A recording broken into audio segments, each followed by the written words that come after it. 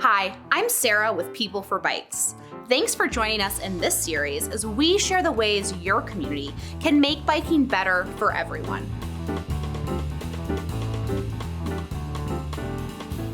New Orleans is a legendary city, famous for its nightlife, food, and overall celebratory atmosphere. It's also a relatively flat place with a thriving bike culture. In 2018, Mayor LaToya Cantrell was elected, and from the get-go, she wanted to improve New Orleans' bike infrastructure, committing to transportation equity and a community-driven process. At the time, New Orleans didn't even have a bike plan. Today, the city has committed to building 75 new bike miles by the end of 2021. What New Orleans has been able to accomplish in the last 3 years is impressive, tripling the pace of its network build-out with an emphasis on network and transit connectivity. Particularly noteworthy is the work that's been done in the West Bank neighborhood of Algiers, where 11 new bike miles were implemented along with the repaving of roadways, new transit stops, and pedestrian crosswalks. Algiers is the city's second oldest neighborhood, with close proximity to downtown, and for decades, roadway investments were lacking. What's been accomplished in Algiers is a testament to the city's larger strategy, which involves community engagement when it comes to planning, building, and supporting its bike network. To learn more about why New Orleans' work in Algiers has been so successful, we spoke to both Jennifer Ruley, Mobility and Safety Lead Engineer with the City of New Orleans, and Advocate Rob Hennick-Bell, Campaign Manager of Bike Easy and the New Orleans Complete Streets Coalition. We started off slow. We started with a bike, our first bike lane in 2008. We then started to add in components like when we were surfacing a street, we took a complete streets approach. We would add a bike lane whenever we were doing that. But what we found was that approach wasn't sufficient to produce a really connected, high quality network. We were really interested in going in a direction of really deliberately planning out the network to say, where are all the connections, the priority routes, but also what are the types of facilities that are appropriate for those routes. And when we have a plan that shows the network and shows what we're trying to achieve, and we can talk about all the community engagement that it went into, it goes a lot further in people's minds. There's also seeing the program all the way through, all the way from planning through design, community engagement, and then building. The array of perspectives that you hear throughout the city, it just varies so dramatically. It's not a homogeneous group that we're speaking to. And so you have to be able to see all of those and how they fit together and make sure that, the staff are actively working to accomplish the goals of the program. By building a diverse coalition of people, New Orleans was able to create a snowball effect, recruiting new mobility advocates from all walks of life.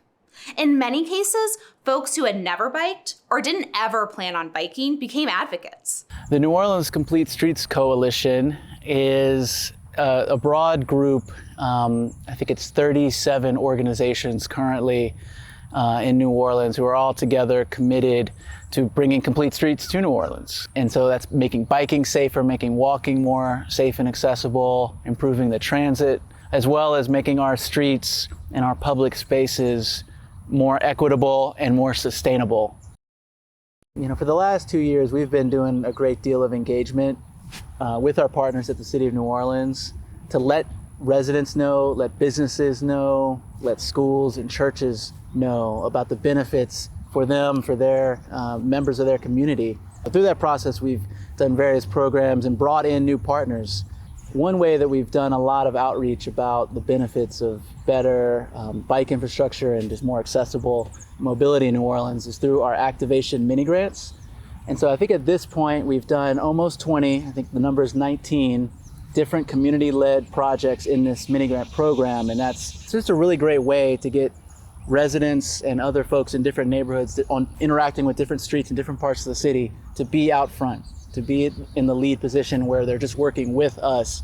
Through those conversations, we were able to just build a longer term, broader partnership. They saw alignment with trying to make New Orleans a healthier place and a place where a lot of our Black small business owners, have restaurants and food pop-ups and all that sort of stuff that if people were able to walk and bike to those entities, it would just be, a virtuous cycle. So the Regional Black Chamber is interested in that, and we've been working together ever since then. And now we're continuing that partnership with a program of 10 free donated bike racks to locally owned Black businesses. Using a bicycle equity index analysis to help identify neighborhoods with the greatest need for transportation improvements, coalition leaders began outreach throughout Algiers, which has faced historical underinvestment. Following more than a year of intensive community outreach and prioritized project funding, the neighborhood now boasts a protected bicycle lane network designed and built for the residents by the residents.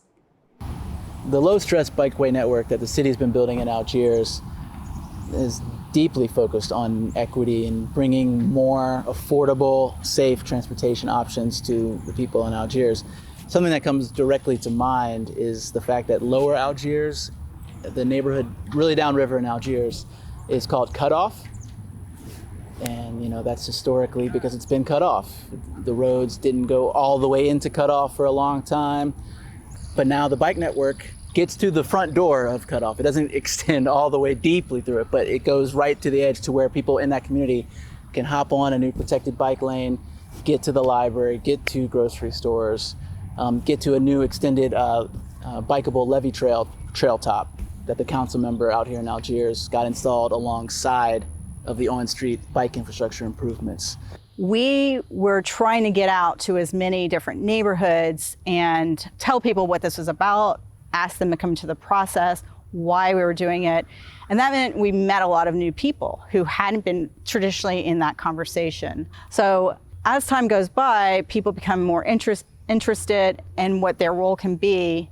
And that's where having organizations in the neighborhoods, in the community already, could then invite them into the process, as well as it's a little bit harder for the city to do that. But what I do know is that everywhere that better biking infrastructure takes place, the people who walk, bike, ride the bus, they immediately understand.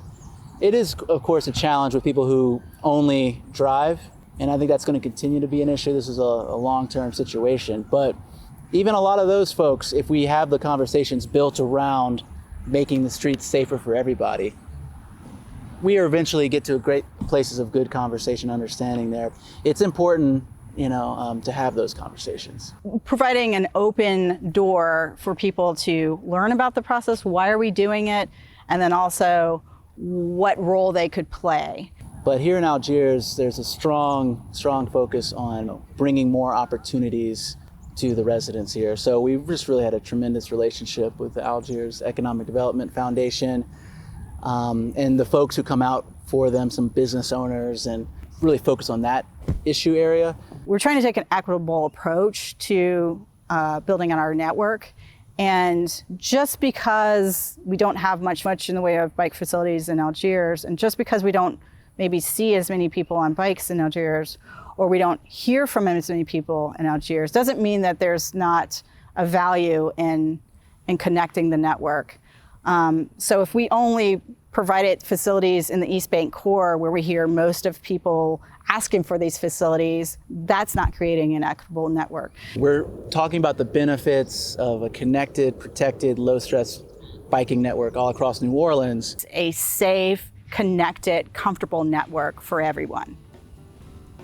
New Orleans' success in Algiers not only proved to the rest of the city that this type of rapid implementation is possible, but it also laid out a blueprint for what equitable engagement and expansion can look like. Work is currently underway in New Orleans' East Bank, utilizing the strategies that have proven so successful in Algiers. We're excited to see what happens to the Big Easy as bicycling there is made easier and easier. Thanks for joining us as we looked at what makes New Orleans an amazing place for riding bikes. Visit our City Ratings website for more tools and resources that will improve the health, livelihood, and future of our streets, cities, and planet. Together, let's create a better world through bikes.